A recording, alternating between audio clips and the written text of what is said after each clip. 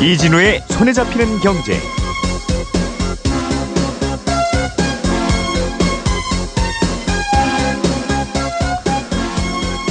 안녕하십니까, 이진우입니다. 손에 잡히는 경제가 뽑은 오늘의 숫자는 3,768만 원입니다.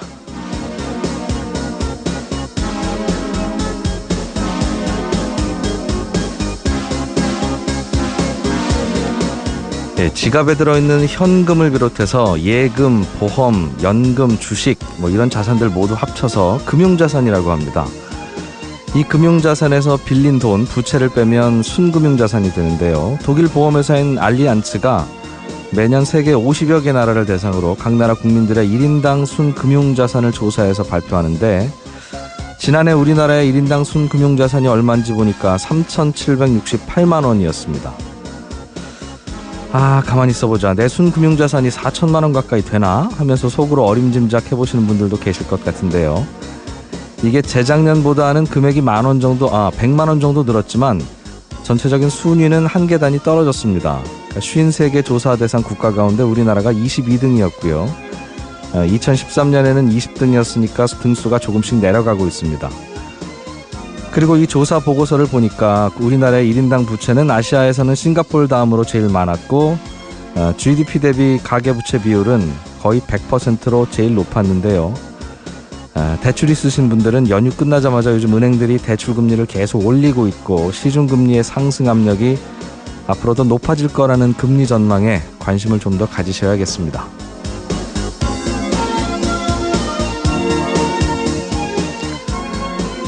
네, 10월 11일 손에 잡히는 경제입니다. 우리나라의 주거 문제 계속 고민거리인데 이걸 사회주택이라는 대안을 통해서 풀어보자는 의견이 있어서요. 오늘은 이 사회주택이라는 게 뭐고 어떤 장점과 한계가 있는지 한번 들어보겠습니다. 또 한 청취자께서 주식에 투자할 때 적립식으로 투자하면 좋다고 하던데 혹시 적립식 투자의 단점은 없습니까? 이런 질문 주셨네요. 세상에 단점 없는 투자가 어디 있겠어요? 친절한 경제에서 알려드리겠습니다. 추석 연휴 이후에 달러원 환율이 연휴 전보다 좀 내려갔습니다. 앞으로 환율은 어떻게 움직일지 이 얘기도 자세하게 좀 들어보죠. 광고 듣고 오늘 준비한 순서 시작하겠습니다.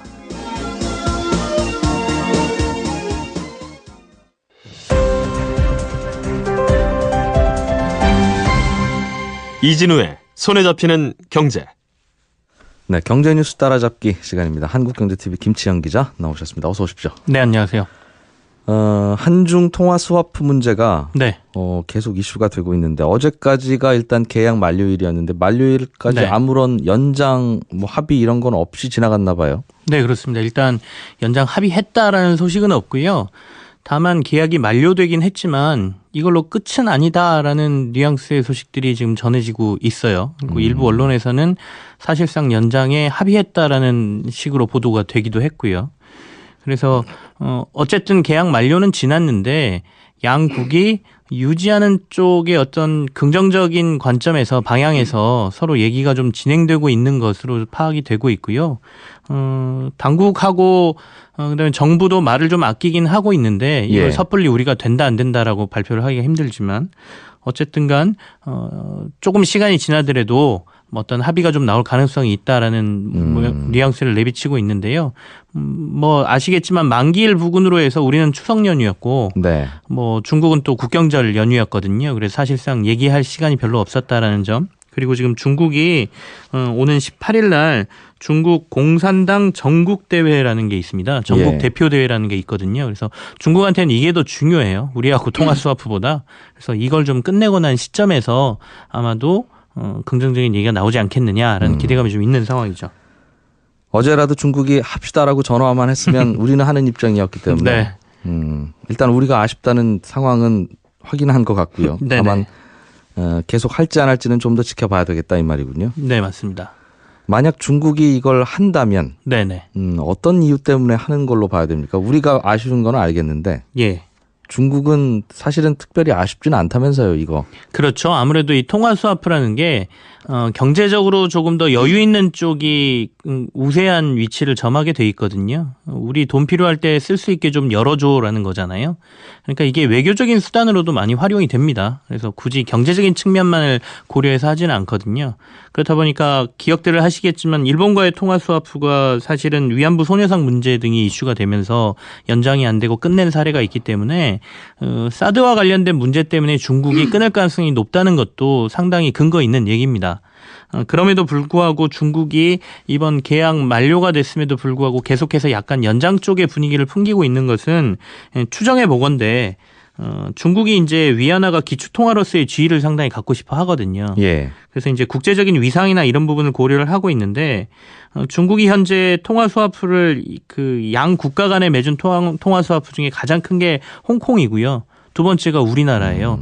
사실 홍콩은 뭐 양국 체제를 갖고 있다고는 하긴 하지만 같은 나라로 봐야 되고 홍콩을 제외하고 나면 우리나라하고 맺은 통화 스와프가 규모 중에 가장 크거든요. 예. 전체 중국이 갖고 있는 통화 스와프에서 차지하는 비중은 뭐 그렇게 크지는 않지만 어쨌든간 뭐 양국의 체결된 규모로 보면 우리가 가장 크기 때문에 이거를 깼을 때 중국의 어떤 위안화의 국제적인 위상의 강화라는 측면에서 조금 덜 도움이 되지 않겠느냐는 판단을 한 것 같고요. 예. 두 번째는 이제 사드 보복이라는 것과 관련돼서 우리가 계속 이슈를 제기를 하고 있고 국제적으로도 이 분야에 대해서 조금 눈여겨보고 있는 상황에서 이 통화 스와프마저 이것 때문에 끊었다라는 얘기를 들으면 좀 중국 입장에서는 자존심도 상할 테고 네. 어쨌든 다른 무역 보복과 관련돼서는 국내법에 의거해서 뭐 마트 같은 경우에는 롯데마트나 이런 것들은 위생상 문제다 내지는 여러 가지 법적인 근거를 대고 있고 또 수출품과 관련돼서는 화장품도 뭐 자신들이 얘기하는 검수품 목록에 빠져 있다, 뭐 규격에 안 맞다라는 근거를 대고 있잖아요. 그래서 자신들의 논리를 강화하기 위해서 굳이 이것마저 끊을 필요가 있겠느냐 이런 생각을 하고 있는 것도 같습니다. 예.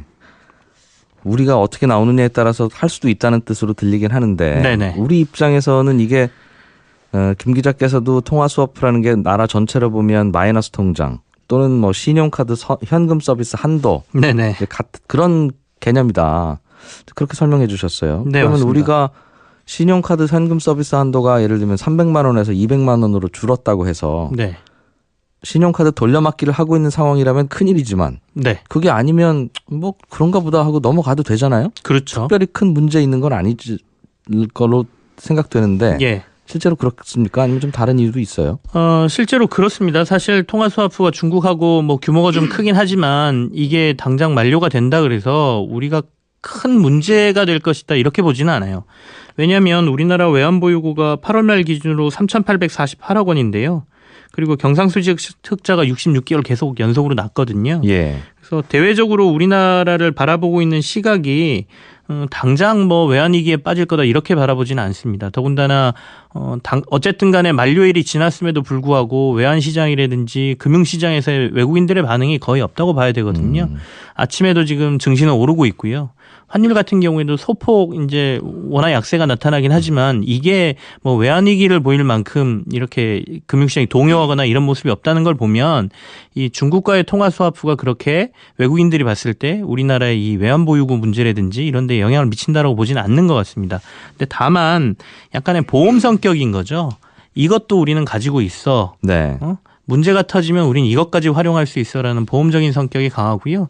실제로 국제 신용평가 회사들이 이런 것들을 통화 스와프까지 다 고려해서 상당히 한국은 안정적으로 운용을 하는구나라고 신용 등급을 올리기도 했거든요. 네. 그래서 이 부분은 뭐 그렇게 보시면 될 것 같고요. 다만 꼭 통화 스와프만 이용을 해야 되느냐 이 문제는 조금 있는 것 같아요. 우리가 뭔가 문제가 나중에 생길 때를 대비해서 일단은 1번은 외환 보유액을 열심히 쌓는 거겠고 그렇죠. 두 번째가 그 방어선마저 무너질 때를 대비해서 통화 스와프 계약도 하고 있는 건데 네. 그럼 제3, 제4의 대안을 만들어 보자. 그렇죠. 대안도 있습니다. 근데 우리가 활용을 안 하고 있는 것이죠. 어떤 게 있어요? 2008년 금융위기까지 겪고 난 이후에 사실은 우리나라가 주도적으로 국제결제은행이라든지 국제 이런 연합은행들에 가서 여러 가지 주장을 했습니다. 그러니까 개별 국가들이 일시적인 외환위기 문제에 대응하기 위해서 다양한 방법들을 고민해야 된다. 그래서 국제은행들에서 돈을 단기적으로 빌려주는 이런 프로그램들을 만들자라고 우리나라가 적극적으로 제안을 했고요. 이게 좀 받아들여져서 IMF에서 지금 신축적 공여라고 그래서 FCL이라고 부르거든요. 예. 그다음에 PLL이라는 예비용 단기 대출이라는 제도가 있습니다. 이게 통화 스왑하고 비슷해요. 그러니까 무슨 얘기냐면 일단은 신청을 합니다. IMF 쪽이 우리가 이거 활용하고 싶어. 예. 그럼 심사를 해서 그래 너네 국가 이거 활용을 해라고 하면 위기가 빠졌을 때 IMF에 긴급적으로 돈을 받을 수가 있어요. 아, 그동안에는 그런 걸 안 해줬나 봐요? 그전에는 예. IMF가 저희가 이제 98년도, 97년도에 그 구제금융이라는 걸 받았잖아요. 받았었죠. 구제금융이라고 해서 이 돈을 주면 구제금융이니까 가서 관리 감독을 합니다. 예. 우리가 하라는 대로 너네 구조조정도 해야 되고 뭐도 해야 되고 관리 감독을 받아야 되거든요. 근데 지금 말씀드린 두 가지는 관리 감독은 없어요. 단지 위기 때 우리가 너네 돈을 좀 빌려 쓸 수 있게 해줘라는 거거든요. 그래서 예. FCL인 신축적 공여는 조금 이 신용 등급이 높은 국가들에 해당이 되고요. PLL이란 예방용 단기 대출 같은 경우에는 조금 신용 등급이 낮은 신흥국들에 해당이 되는 문제인데 우리나라는 아직 신청을 안 해놓은 상태거든요. 그래서 이제 IMF 구제금융에 대한 이 트라우마가 좀 우리 금융시장에 있어요. 돈은 필요하니까 빌리긴 빌리는데 네. 빌리고 나면 너무 빡빡하게 굴더라 IMF가. 근데 이거는 전혀 아까 말씀드린 대로 관리 감독을 받는 돈이 아니기 때문에 통화 스와프 외에도 활용할 수 있는 게 있다는 점도 조금은 고려해 볼 만하지 않느냐라는 주장도 있는 것이죠. 이거는 외환 보유액 다 떨어지고 나서 손 벌리면 안 되겠네요. 그렇죠. 그러고 나서 우리 저 FCL이라는 거 있는데 신청하겠습니다. 그러면 미리 신청이 놓는 그건 겁니다. 사실상 이제 구제금융이 되는 거니까. 근데 이게 약간 통화 스와프하고 차이가 있는 게 FCL 같은 경우를 신청해 놓으면 신청이 받아들여지는 순간부터 수수료가 나갑니다. 그 대신 언제든지 위기가 생겼을 때 찾아올 수 있는. 예. 그러니까 일종의 수수료를 내면서 기다리고 있다가 위기가 생기면 돈을 빌리는 것이고요. 네. 돈을 빌리고 나면 빌린 돈에 대한 이자는 나가겠죠. 근데 통화 스와프도 사실은 빌린 기간 동안 잠시 쓰는 기간 동안 이자를 주게 돼 있거든요. 네. 그러니까 단지 수수료를 앞에 내느냐 마느냐 이 부분의 차이는 있습니다. 알겠어요. 그러니까 IMF로부터 마이너스 통장을 하나 만들어 보자 이 말이네요. 네. 근데 IMF에서 돈 빌려 썼다고 하면 저 나라 큰일인가 보다. 그죠. 약간 그런 느낌이 구제금융의 느낌이 좀 있어서 예. 꺼려하는 부분도 있지만 뭐 고려해 볼 만하다. 알겠습니다. 경차에 대한 유류세 환급 제도라고 하는 게 있는데 네. 경차 타고 다니는 분들은 그럼 환급 받으셨을 텐데 이게 환급이 제대로 안 되고 몰라서 못 받고 그런 경우가 꽤 된다면서요? 꽤 된 게 아니라 굉장히 많습니다. 이게 절반 이상이 지금 못 받은 걸로 국세청이 자료를 냈는데요. 그래요? 예. 올 8월까지 경차 유류세 환급을 받은 인원이 31만 명이에요. 전체 가입 대상자 중에 이게 42.5%밖에 되지가 않습니다. 그러니까 나머지 42만 명 정도인 57.5%가 유류세 환급을 받지를 못했어요. 왜요? 왜 못 받았어요? 자기가 대상인 줄 모르는 겁니다. 그러니까 유류세 환급은 자신이 대상인 걸 알면 유류세 환급을 받으려면 유류세 환급용 카드가 있어야 돼요. 그래서 그걸 발급을 받고 그걸로 기름 그 카드로 넣어야 돼요? 기름을 넣으면 세금을 일부 제외한 그 승인 금액이 나중에 이렇게 자기 통장에서 빠져나가는 식으로 돼 있거든요. 그래서 예. 연간 20만 원까지 혜택을 주는 것이죠. 근데 본인이 경차를 가지고 있음에도 불구하고 유류세 환급 대상인 걸 모르는 분들이 많다는 거예요. 이런 이만큼. 제도 있는지를 모르면 모를 수 있죠. 그렇죠. 그럼 당국에서 알려줘야 되는 거잖아요. 그래서 예. 이제 국세청에서 이번에 안내고지를 제대로 하겠다라고 얘기는 하고 있는데 예. 어쨌든 간 제가 그래서 환급 대상에 대해서 이렇게 눈여겨봤더니 조금 헷갈리는 부분이 있습니다. 그러니까 1000cc 미만의 경차를 소유하고 한 대를 소유하고 있으면 네. 한 대 이상은 안 된다라고 돼 있거든요. 근데 그 부분이 조금 헷갈려 하시는 것 같아요. 그러니까 예를 들어 우리 집에 차가 2대가 있어요. 그래도 경차 한 대, 중형차 한 대라면 이 경차는 해당이 되는데. 그러면 또 안 돼요. 안 이게 돼요? 잘 들으셔야 돼요. 그러니까 승용차로 2대가 있으면 네. 하나가 경차이더라도 승용차가 2대니까 안 됩니다. 근데 예. 승용경차 한 대, 예. 그다음에 승합차 한 대가 있으면 이 경우에는 해당이 돼요. 경차를 그러니까 차종에 따라 좀 알겠어요. 달라요. 알겠어요. 반대로 또 승용차 한 대, 승합 경차가 한 대 있으면 이것도 유류세 환급 대상이에요. 승합 경차라는 게 있어요? 예. 승합은 사람 많이 타는 걸 텐데. 제가 제품명을 얘기하기로 다마스 같은 거 아주 작은 거 있잖아요. 예. 그런 거는 승합 경차라고 얘기를 하거든요. 그래서 내가 차가 2대기 때문에 안 되는구나 생각하셨던 분들 중에 네. 유류세 환급 대상이 생각보다 많습니다. 절반 이상이라고 하니까요. 예. 확인해 보시면 되는데 가장 빨리 확인하시는 거는 카드사. 그러니까 유류세 환급 카드를 발급하는 카드사에 확인해 보시는 게 가장 빠르다 이렇게 얘기를 하고 있습니다. 카드사는 제대로 알려주고 발급받겠습니다 하면 본인들 이익이 되니까 친절하게 알려주겠군요. 네, 그렇습니다. 모든 신용카드 회사가 다 취급해줘요? 이거? 아닙니다. 지금 롯데, 신한, 현대카드 이 세 개사에서 유류 환급 카드를 발급을 하거든요. 네. 그러니까 롯데나 신한이나 현대카드 이곳에 문의를 하시면 자신이 대상인지를 확실하게 확인하실 수가 있습니다. 경차 타고 다니시는 분들 중에 신용카드가 유류 구매 카드가 별도로 없는 분들은 네네. 나 뭔가를 못 받고 있구나 라고 생각하고 확인해 봐야 되겠네요. 맞습니다. 내가 낸 세금 국가에서 20만 원씩 돌려주겠다는 거 아닙니까? 20만 원이나 돼요? 예, 적극적으로 1년에? 받아야죠. 연간. 네. 기름값을 얼마를 환급해 주는? 올랐습니다. 10만 원까지였는데 최근에 네. 확대돼서 20만 원까지 환급을 해줍니다. 기름값은 뭐 많이 쓰는 분은 많이 쓸 테지만 거기서 최대 20만 원까지는 돈 돌려준다. 네, 그렇습니다. 이게 다른 방법이 없을까요? 예를 들면 경차를 살 때 자동차 등록하면 거기서 발급을 해준다든가. 저도 사실은 그런 생각을 많이 하거든요. 불편하게 네. 만들어 놓죠. 세금을 거둘 때는 알아서들 잘들 걷어가면서 호지서는 날라오는데. 다시 환급을 받을 때는 굉장히 복잡하게 해놨습니다. 이런 제도가 꽤 많더군요. 즉 복지제도를 만들어 놓기는 만들어 놨는데 네. 정작 필요하신 분들은 신문을 볼 여유가 없거나 방송을 못 듣거나 하면 몰라서 못하거나 모르잖아요. 어려워서 못하거나 복잡해서 귀찮거나 이 세 개 중에 하나일 것 같습니다. 그렇군요. 예. 한국경제TV 김치영 기자였습니다. 고맙습니다. 네, 감사합니다. 알아야 될 것들 많이 안내를 해주고 눈높이에 딱 맞는 만인의 경제 과외 선생님. 다음 순서는 친절한 경제입니다. 네, 오늘은 청취자 홍재선 씨가 보내주신 질문입니다. 주식 투자를 할 때 적립식으로 투자하면 좋다는 말을 들었는데 혹시 적립식으로 투자할 때 나쁜 단점도 있습니까? 이런 질문 주셨어요. 주가가 오르든 내리든 매월 일정한 금액을 적금 붓듯이 주식 사는 거 이걸 적립식 투자라고 부르죠. 장점은 한꺼번에 주식을 샀다가 혹시 꼭지에서 주식을 사게 되는 그런 큰 손해를 보는 일을 막을 수 있는 게 장점입니다. 예를 들어서 배추 10포기를 사야 되는데 한 가게에서 다 사면 혹시 바가지 쓸 수도 있잖아요. 그런데 가게 10곳을 돌아다니면서 한 포기씩 사면 적어도 바가지 쓸 염려는 줄어드는 뭐 그런 원리하고 똑같습니다. 그럼 적립식 투자의 단점은 뭐냐? 사실 주식 투자에서 제일 중요한 건 언제 팔아야 하느냐 하는 그 파는 시점을 참 잘 선택해야 되는데 물론 주식은 파는 게 아니라 계속 사기만 하는 겁니다라는 분들도 계시긴 계시지만 제가 보기엔 그건 그 주식 평생 안 팔아도 먹고 살 돈 있는 분들한테나 적용되는 규칙이고요. 내가 그 주식을 팔아서 노후 자금이든 혹은 어디에 용도든 써야 할 시점이라는 게 반드시 오지 않겠습니까? 근데 그 시점에 하필 주가가 안 좋을 가능성은 분명히 높거든요. 그러니까 주식이라고 하는 건 그 전에라도 그 시점 전에라도 주가가 오르면 좋은 가격이 오면 팔아야 나중에 내가 돈 필요할 때 그 돈 쓸 수 있는 건데 그래서 그 매도 포인트는 적립식 투자를 한다고 해서 더 잘 찾아질 수 있는 게 아닙니다. 오히려 그 포인트를 놓치고 지나가게 할 가능성이 높습니다. 무슨 말이냐면 적립식 투자는 매달 그냥 꾸준히 사기만 하는 거라는 우리 생각 때문에 팔아야 할 때 못 팔고 계속 그냥 사게 되는 경우가 많습니다.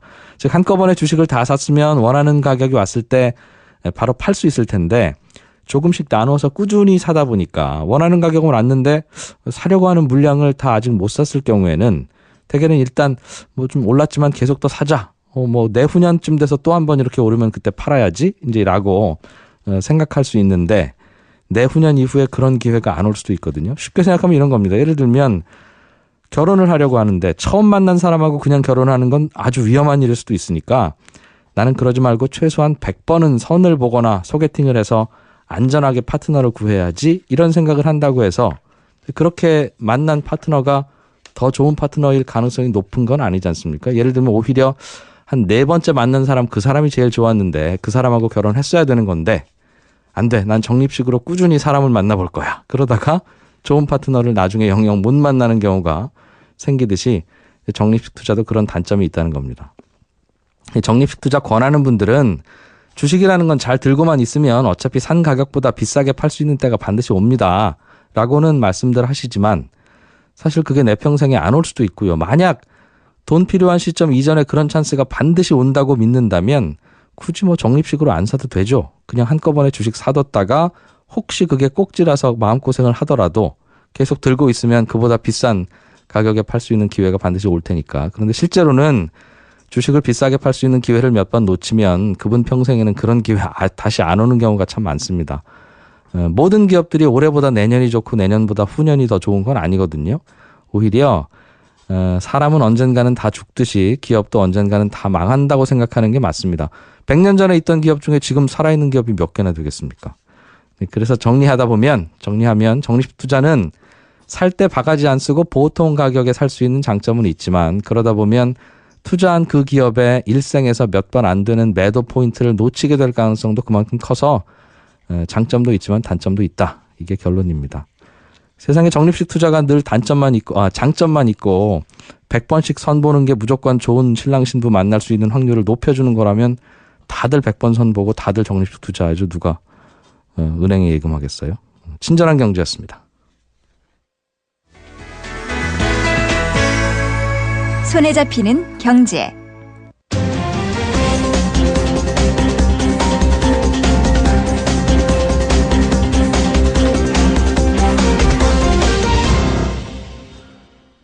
네, 우리나라의 주택은 그 주택을 누가 공급하느냐에 따라서 공공주택과 공공주택이 아닌 일반주택 두 가지로 분류합니다.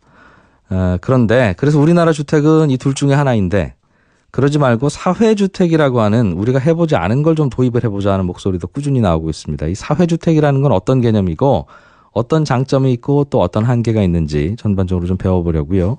서울시 사회주택종합지원센터의 최경호 센터장을 전화로 연결했습니다. 안녕하십니까? 네, 안녕하세요. 최경호입니다. 이 사회주택이라는 건 정부 돈으로 짓는 공공임대주택도 아니고 또 민간이 그냥 짓는 아파트도 아니면 이 집은 누구 돈으로 짓는 겁니까? 예, 이 집을 짓는 데 들어가는 비용과 책임을 공공과 비영리 민간 영역이 민관 협력형으로 분담하는 것이라 이해하시면 되겠습니다. 민간과 공공 영역이 반반씩?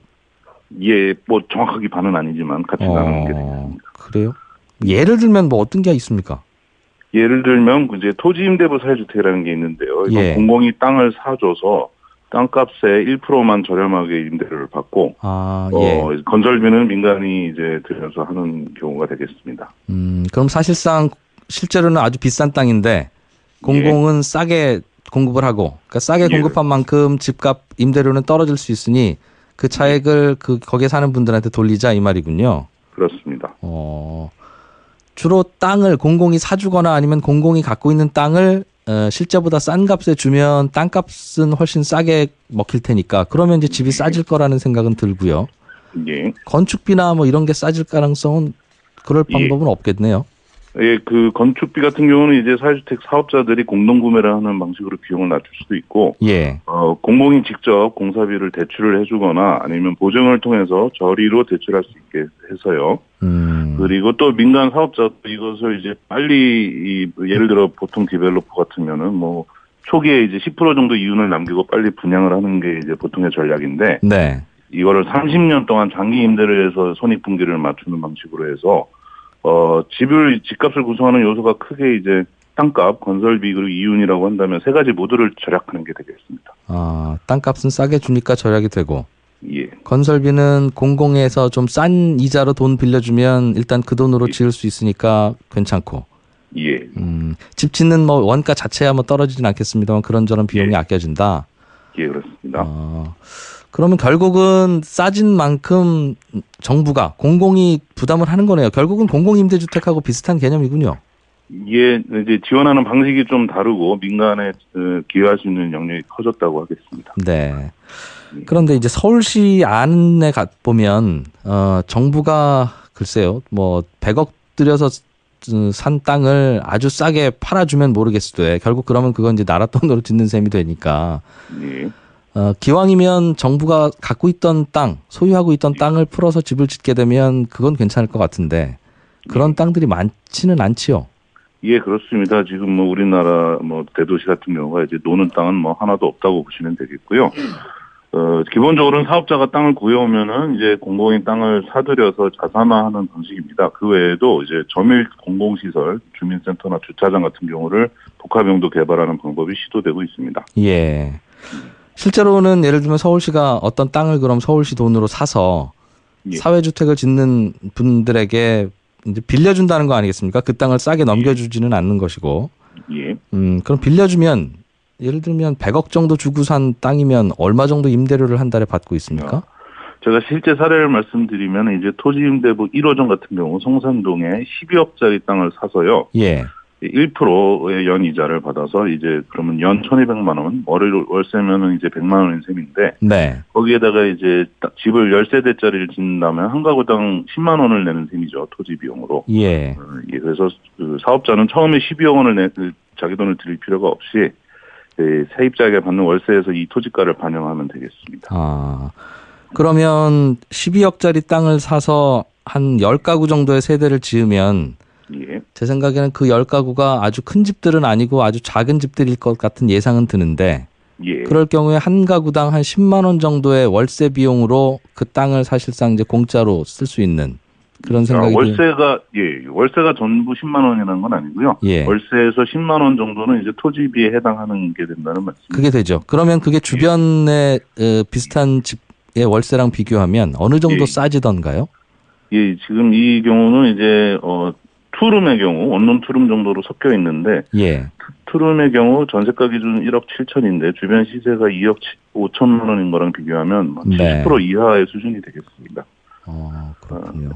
예. 저희 조례 서울시의 기준상으로는 이제 시세의 80% 이하가 되도록 이제 하고 있습니다. 알겠습니다. 이렇게 토지를 사서 좀 싸게 임대해 주는 분들이 많으면 좋겠는데 연 1% 정도 받고 임대해 주자고 하면 안 하시겠죠. 물론 토지 가격이 오를 가능성도 기대는 할 수 있습니다만 은행에 넣어두면 요즘에 이자가 그래도 그렇죠. 반올림하면 2% 가까이 주는데 내가 10억 주고 땅 사서 1년에 1,000만 원만 받으라고 하면 그거는 잘 안 하실 테니까.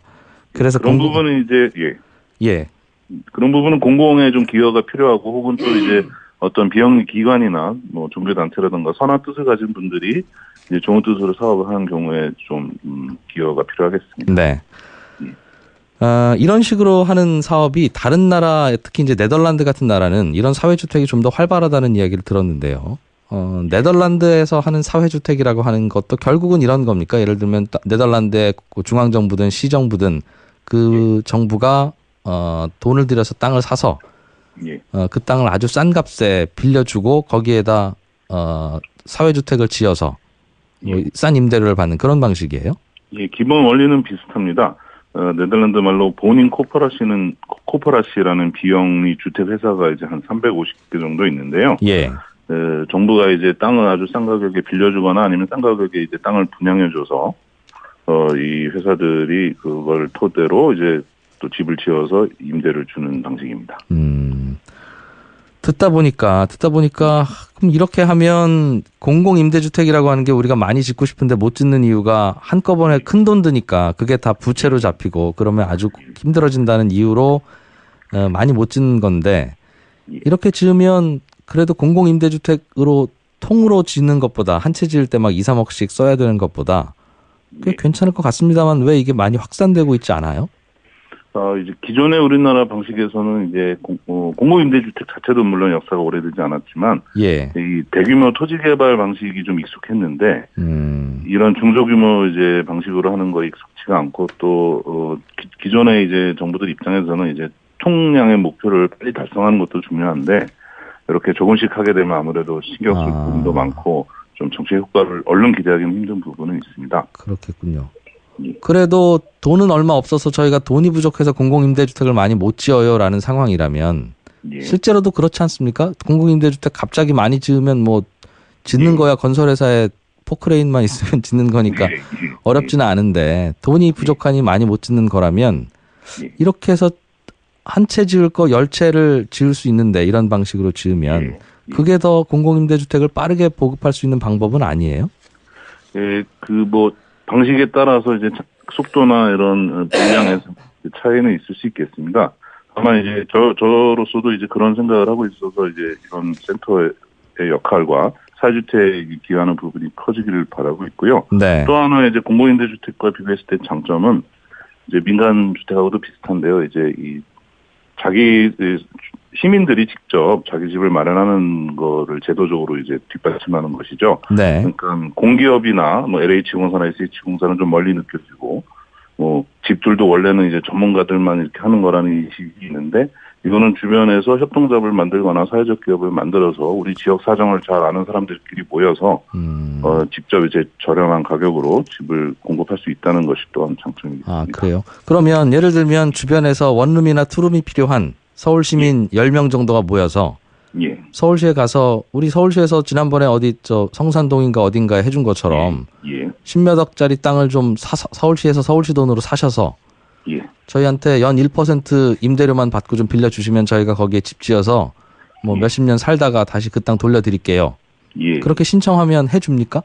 예, 기본적으로는 뭐 이론적으로는 가능하고요. 다만 뭐 개개인이 찾아와서라 하면 좀 힘들고 예. 이 협동조합이나 사회적 기업을 만들어서 오시고 또한 이제 회계나 건축 부분에 대해서 사업 계획을 이제 보여주시면 저희가 적격 심사를 합니다. 아, 그래서 그런 이제 제도가 또 있군요. 공공 지원이 들어가는 부분이 있으니까 이게 또 지금은 다 좋은 뜻을 가지고 오셔도 나중에 이게 많아지면은 또 혹시나 이제 잘 못 쓰시거나 그럴 수 있겠죠. 그런 부분들이 생기지 않도록 저희가 이제 뭐 필요한 부분은 감독을 하고 필요한 부분 지원을 하고 있습니다. 지금도 그럼 수시로 그런 신청을 받고 뭐 합격을 하면 수시로 그렇게 해주고 그러고 있어요? 예, 저희가 예산이 허락하는 한도 내에서 그렇게 하고 있고요. 예. 뭐 평균 뭐 한 달에 한두 번 이상은 계속 신청이 들어오고 있습니다. 1년에 대략 몇 건 정도가 그럼 이렇게 해서 나가고 있습니까? 예산이 어느 정도 허락되어 있는지 알고 싶어서요. 예, 작년 같은 경우 그러니까 올해까지 해서 토지임대부는 80억 원의 돈이 있었기 때문에 16억 원짜리 땅을 5채 그 땅에 평균 뭐 한 20호를 짓는다면 한 100세대 정도 지을 수 있는 정도의 물량이었고요. 네. 그 외에도 저희는 이제 고시원이나 빈집을 이제 고쳐서 리모델링해서 쉐어하우스로 요새 사람들 같이 모여 사는 쉐어하우스로 하는 경우는 이제 공사비를 지원하는 경우인데요. 네. 네, 이런 경우들은 이제 예산이 좀 더 적은 예산으로도 많은 공급 물량을 달성할 수 있겠습니다. 그럼 내가 집이 한 채 있는데 이거를 어려운 분들을 대상으로 서울시가 지정하는 조건을 만족하는 분들에게 쉐어하우스로 빌려주겠습니다 하면 예. 그 집 고치고 하는 공사비를 서울시가 줘요? 빌려주는 게 아니라? 예, 전액은 아니지만 뭐 한도 내에서 아예 네. 저희 그거는 이제 빌려주는 게 아니라 아예 드리고요. 예.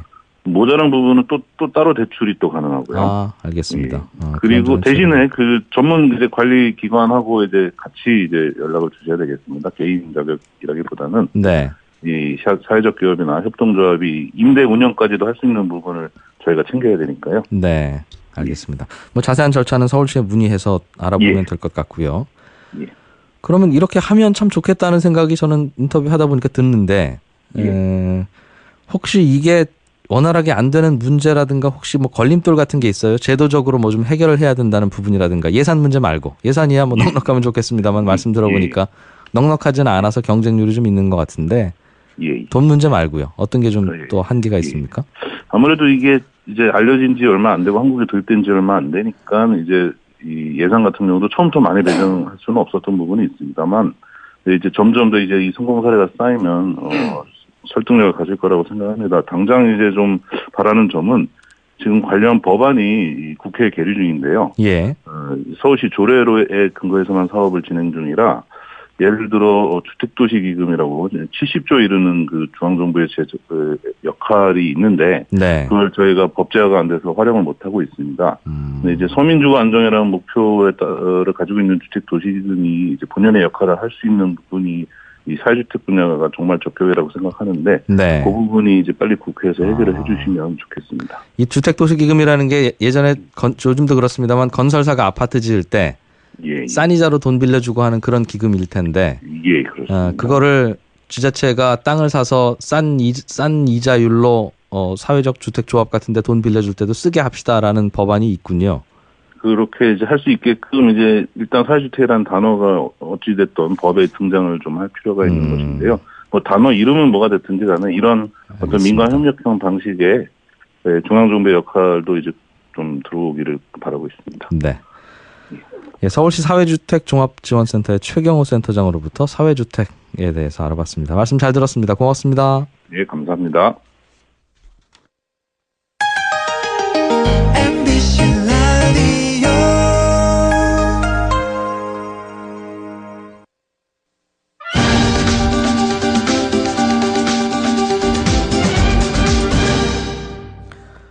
예, 긴 연휴 동안 우리나라는 금융시장이 안 열렸습니다만 그 기간 동안 해외에서는 금융시장이 계속 열려서 여러 가지 지표들이 변했는데 다행히 연휴 동안에 특별한 문제는 없었던 것 같습니다. 연휴 끝나고 나서 또 환율도 원화 강세 방향을 좀 보이고 있고요. 전반적인 금융시장 흐름을 좀 점검해 보겠습니다. GFM 투자연구소 이진우 소장이 전화로 연결돼 있습니다. 안녕하십니까? 네, 안녕하세요. 연휴 끝나고 나니까 주가는 좀 오르는 것 같고 또 근데 네. 금리도 좀 오르는 것 같고요. 네. 그게 연휴 기간 동안에 뭔가 있었던 변수가 반영되는 겁니까? 왜 그래요? 네. 연휴 이전, 사상 최대 연휴였죠. 거래일 기준으로는 6일, 달력으로는 열흘에 걸친 연휴였는데, 네. 그 와중에도 트럼프 대통령의 계속되는 그 대북 강경 발언, 폭풍전 고요라든지, 대화나 돈 주는 거는 필요 없었다. 한 가지밖에 통하지 않을 것이다. 이런 것들이 있어가지고, 염려가 없지는 않았습니다만, 말씀하신 대로 지금 우리 시장은 연휴 이후에 어제 오늘에 걸쳐서 그동안의 국제 금융시장의 변화를 갖다가 그대로 이렇게 반영하면서 키높이를 하는 양상입니다. 다른 증시들이 올랐던 것보다 사실 우리는 조금 더 잘 오르고 있네요. 네. 예를 들어서 미국에서 나스닥이 제일 많이 올랐습니다만 10월 들어서 지금 한 2.06% 정도인데 우리 코스피가 2.56%면 이틀 만에 그 정도 올랐으니까. 네, 예. 이틀 만에. 그리고 이제 금리가 오르는 부분은 그 또한 이렇게 어떻게 보면은 국제 금융시장에서의 금리 상승을 또 반영하기도 하고 네. 우리 한국은행의 또 금리 인상 가능성도 좀 반영되는 그런 상황. 환율도 최근 한 사흘 달러 약세 흐름 그리고 걱정했던 어떤 북한 리스크가 다소 완화되는 양상 이런 것들에 따라서 환율이 좀 이렇게 1150원에 육박했던 환율이 30원대까지 밀리는 그런 흐름입니다. 금리가 전반적으로 오르는 건 미국이 일단 금리 올린다고 하고 그 분위기가 다른 주요국도 비슷한 분위기인 것 같고 그러다 보니 한국은행도 금리를 내리기보다는 올리는 쪽인 것 같다는 생각이 반영된다는 설명은 이해가 되는데 네. 미국이 금리를 올리면 미국 달러 가치가 올라갈 거다. 당연히 이자 많이 주는 돈으로 움직이지 않겠니? 라는 생각을 그동안 했었는데 그러면 달러가 강세가 돼야 되는 게 아닌가요? 예. 말씀하신 대로 지금 그것이 이른바 제1감입니다. 금융위기 이후에 전부 금리를 낮추고 제로금리 심지어 중앙은행이 맡기는 돈에 대해서는 마이너스 금리까지 적용하던 그리고 중앙은행들이 시장에서 국채나 모기채권 같은 걸 막 사들이는 이런 양적 완화까지 하다가 이걸 이제 돌려 세운다. 금리는 올리기 시작한다. 특히 연준이. 그렇게 한다면은 우리 이진행 말씀하신 대로 정말 달러는 강해져야 되는 거 아닌가? 이것이 이제 상식적인 전망이죠. 네. 이제 그런데 여기에 대해서 또 반론도 만만치는 않습니다. 이 부분이 좀 어려운 설명이긴 합니다만 오히려 시장에서 좋은 양질의 담보로 작용하는 국채가 오히려 시장에 더 많이 유통된다면은 그걸 가지고 시장 내에서 그야말로 우리가 지표로서의 달러 찍어내는 것보다 다른 어떤 유동성의 개념으로서의 달러를 만들어낼 수 있다. 달러는 더 풍부해진다. 이런 반론도 있습니다만 이제 당해봐야 하는 것이고요. 제일 쉬운 거는 또 이렇게 볼 수 있습니다. 지금 미국만 금리를 올리겠다고 한다면 달러가 막 강해져야겠는데 항상 중앙은행들이 같이 움직이거든요. 정책 보조라고 할 수 있는데 유럽 중앙은행이나 무슨 영란은행, 영국의 중앙은행 등도 즉 같이 금리를 올릴 듯이 하니까 달러 강세에 이렇게 쉽게 박차가 가해지지 않고 또 하나 중요한 거는 트럼프 변수죠. 지금 이제 감세를 갖다가 중심 위주로 하는 세제 개혁을 하겠다고 하는데요. 네. 이 부분이 이제 과연 의회에서 입법 과정을 갖다 순탄하게 넘어가서 될 것인가? 설령 또 된다 하더라도 지금 공화당이 내놓은 그 세제 개혁 안대로 간다면은 길게 봐서는 달러 저거 믿을 통화 못 된다. 즉 미국의 재정은 앞으로도 굉장히 엉망이 된다. 걷어들이는 세금은 적어질 텐데 무슨 돈으로 할 것이냐 하는 이런 생각들. 그래서 말씀하신 대로 단기적으로 달러가 강해져야 될 것 같은데 길게 내다보면 달러는 또 약해질 것이다. 이것이 시장의 전반적인 컨센서스입니다. 전반적으로 달러는 비슷한 수준에서 당분간 움직일 거다. 이게 시장의 컨센서스의 모양이군요. 알겠습니다. 오늘은 여기까지만 듣죠. 고맙습니다. 네, 감사합니다. GFM 투자연구소의 이진우 소장이었습니다. 예, 손에 잡히는 경제는 오늘 여기까지고요. 아까 경차 유류세 환급 대상이 누가 되는지 복잡하다 하시는 분들이 문자를 많이 주셨는데 저희 홈페이지 오늘자 방송 내용란에 환급 대상 해당 여부 판정표를 올려놨습니다. 참고하시기 바랍니다. 내일 오전 11시 10분에 오겠습니다. 이진우였습니다.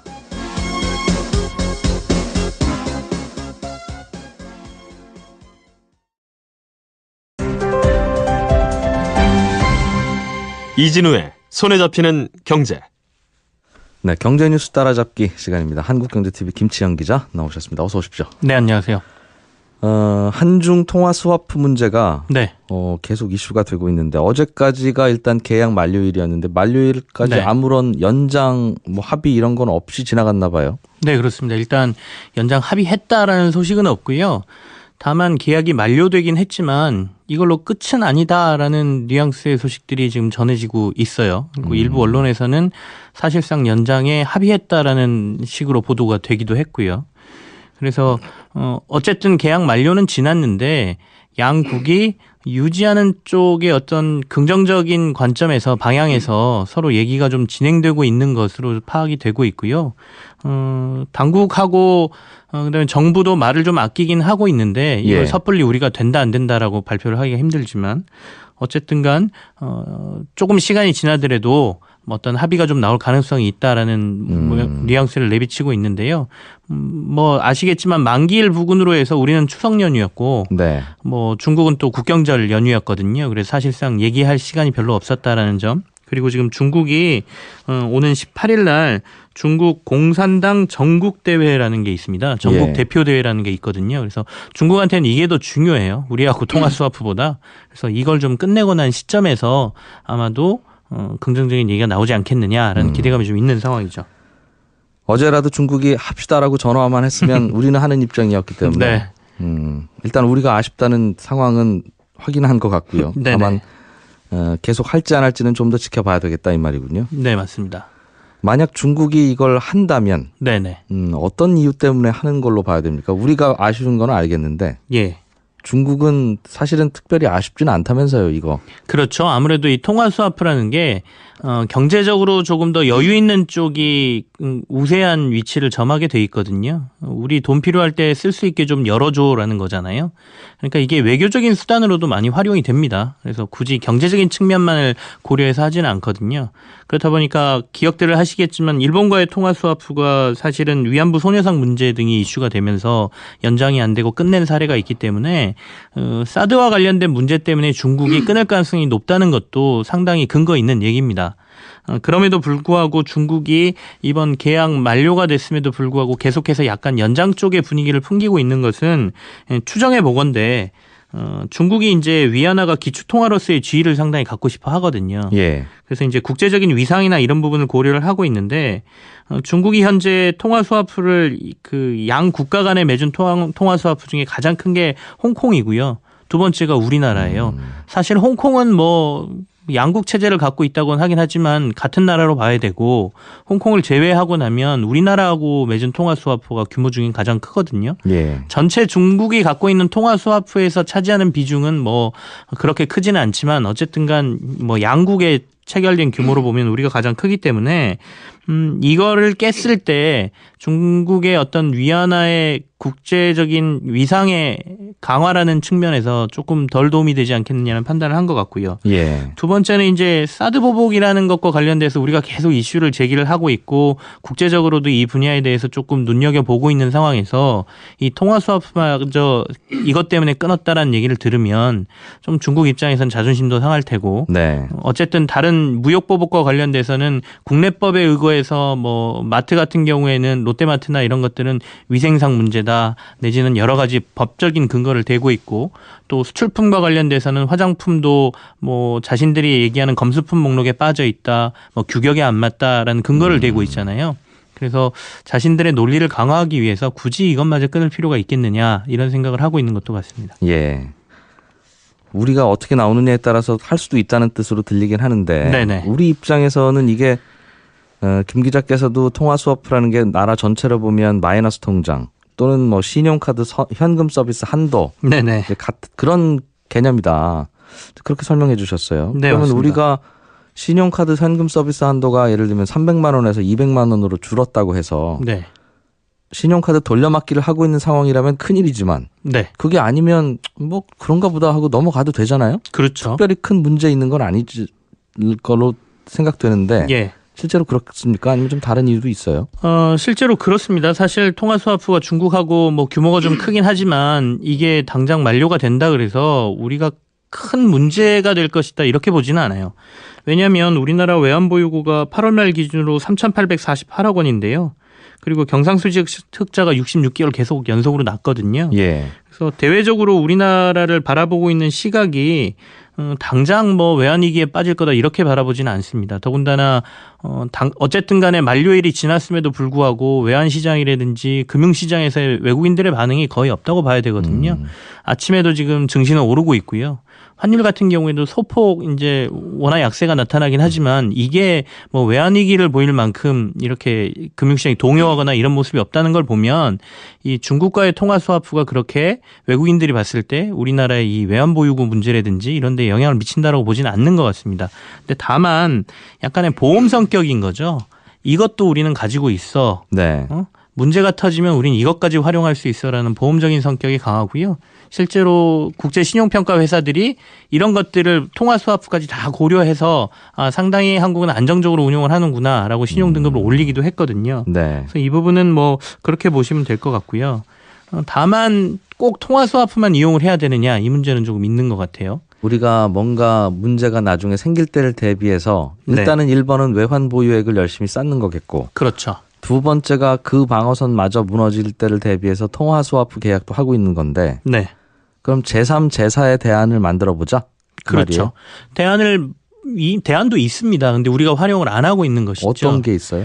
2008년 금융위기까지 겪고 난 이후에 사실은 우리나라가 주도적으로 국제결제은행이라든지 국제 이런 연합은행들에 가서 여러 가지 주장을 했습니다. 그러니까 개별 국가들이 일시적인 외환위기 문제에 대응하기 위해서 다양한 방법들을 고민해야 된다. 그래서 국제은행들에서 돈을 단기적으로 빌려주는 이런 프로그램들을 만들자라고 우리나라가 적극적으로 제안을 했고요. 이게 좀 받아들여져서 IMF에서 지금 신축적 공여라고 그래서 FCL이라고 부르거든요. 예. 그다음에 PLL이라는 예비용 단기 대출이라는 제도가 있습니다. 이게 통화스와프하고 비슷해요. 그러니까 무슨 얘기냐면 일단은 신청을 합니다. IMF 쪽이 우리가 이거 활용하고 싶어. 예. 그럼 심사를 해서 그래 너네 국가 이거 활용을 해라고 하면 위기가 빠졌을 때 IMF에 긴급적으로 돈을 받을 수가 있어요. 그동안에는 그런 걸 안 해줬나 봐요? 그전에는 예. IMF가 저희가 이제 98년도, 97년도에 그 구제금융이라는 걸 받았잖아요. 받았었죠. 구제금융이라고 해서 이 돈을 주면 구제금융이니까 가서 관리 감독을 합니다. 예. 우리가 하라는 대로 너네 구조조정도 해야 되고 뭐도 해야 되고 관리 감독을 받아야 되거든요. 근데 지금 말씀드린 두 가지는 관리 감독은 없어요.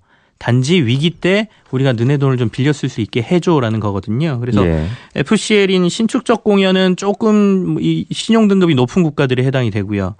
PLL이란 예방용 단기 대출 같은 경우에는 조금 신용 등급이 낮은 신흥국들에 해당이 되는 문제인데 우리나라는 아직 신청을 안 해놓은 상태거든요. 그래서 이제 IMF 구제금융에 대한 이 트라우마가 좀 우리 금융시장에 있어요.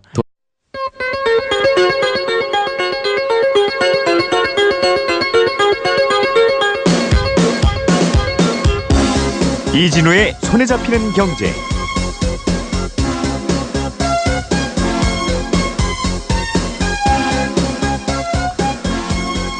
안녕하십니까, 이진우입니다. 손에 잡히는 경제가 뽑은 오늘의 숫자는 3,768만 원입니다.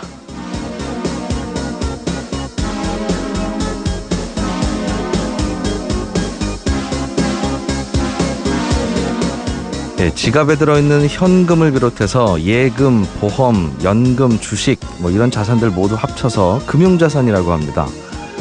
이 금융자산에서 빌린 돈, 부채를 빼면 순금융자산이 되는데요. 독일 보험회사인 알리안츠가 매년 세계 50여 개 나라를 대상으로 각 나라 국민들의 1인당 순금융자산을 조사해서 발표하는데 지난해 우리나라의 1인당 순금융자산이 얼마인지 보니까 3,768만 원이었습니다. 가만히 있어보자. 내 순금융자산이 4천만 원 가까이 되나? 하면서 속으로 어림짐작 해보시는 분들도 계실 것 같은데요. 이게 재작년보다는 금액이 10,000원 정도, 100만 원 정도 늘었지만 전체적인 순위는 한 계단이 떨어졌습니다. 그러니까 53개 조사 대상 국가 가운데 우리나라가 22등이었고요. 2013년에는 20등이었으니까 등수가 조금씩 내려가고 있습니다.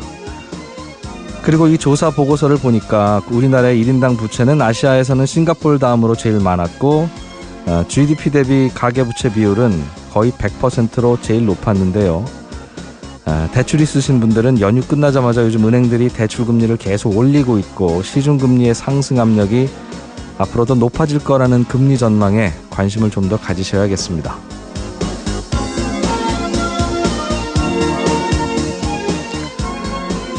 네, 10월 11일 손에 잡히는 경제입니다. 우리나라의 주거 문제 계속 고민거리인데 이걸 사회주택이라는 대안을 통해서 풀어보자는 의견이 있어서요. 오늘은 이 사회주택이라는 게 뭐고 어떤 장점과 한계가 있는지 한번 들어보겠습니다. 또 한 청취자께서 주식에 투자할 때 적립식으로 투자하면 좋다고 하던데 혹시 적립식 투자의 단점은 없습니까? 이런 질문 주셨네요. 세상에 단점 없는 투자가 어디 있겠어요? 친절한 경제에서 알려드리겠습니다. 추석 연휴 이후에 달러원 환율이 연휴 전보다 좀 내려갔습니다. 앞으로 환율은 어떻게 움직일지 이 얘기도 자세하게 좀 들어보죠. 광고 듣고 오늘 준비한 순서 시작하겠습니다.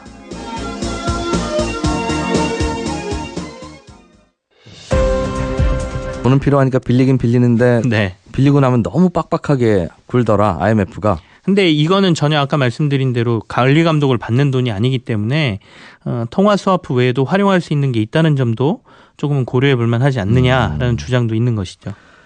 이거는 외환 보유액 다 떨어지고 나서 손 벌리면 안 되겠네요. 그러고 나서 우리 저 FCL이라는 거 있는데 신청하겠습니다. 그러면 미리 신청해 놓는 겁니다. 사실상 이제 구제금융이 되는 거니까. 예. 근데 이게 약간 통화 스와프하고 차이가 있는 게 FCL 같은 경우를 신청해 놓으면 신청이 받아들여지는 순간부터 수수료가 나갑니다.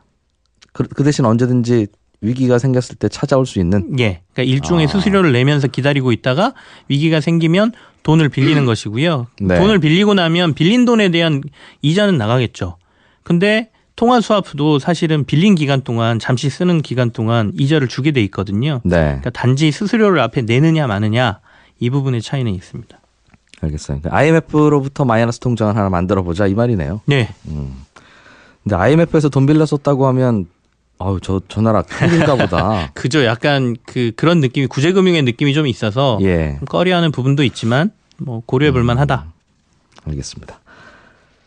경차에 대한 유류세 환급 제도라고 하는 게 있는데 네. 경차 타고 다니는 분들은 그럼 환급 받으셨을 텐데 이게 환급이 제대로 안 되고 몰라서 못 받고 그런 경우가 꽤 된다면서요? 꽤 된 게 아니라 굉장히 많습니다. 이게 절반 이상이 지금 못 받은 걸로 국세청이 자료를 냈는데요. 예. 올 8월까지 경차 유류세 환급을 받은 인원이 31만 명이에요.